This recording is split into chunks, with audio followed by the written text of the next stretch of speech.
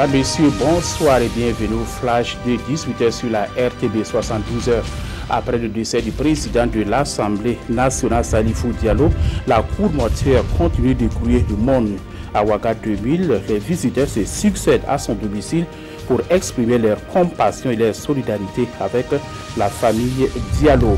Tous retiennent de l'homme une personnalité exceptionnelle qui a su placer son existence au service du développement national et de la promotion de la justice sociale et de la démocratie.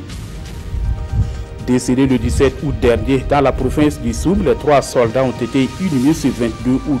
Ils ont été accompagnés dans leur dernière demeure au cimetière de Gounguin cet après-midi par des frères d'armes, la hiérarchie militaire, parents, amis et connaissances. Les soldats de première classe, Franck Tiendre Beuko, Nadège Bilgo et Sylvain Koussoubé, étaient en mission de sécurisation de cette localité située non loin de la frontière malienne.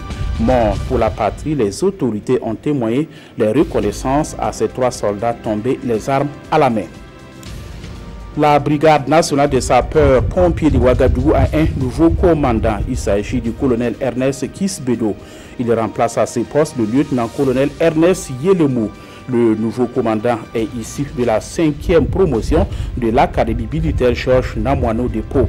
La cérémonie de passation est intervenue ce matin même à Ouagadougou.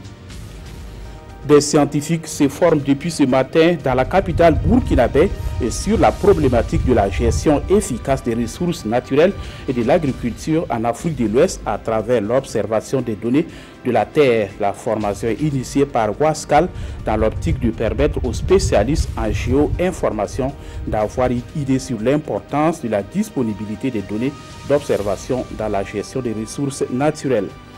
Hors de chez nous, Donald Trump vient de faire volte-face dans le dossier afghan alors qu'il était pour le retrait des troupes américaines d'Afghanistan avant donc son élection.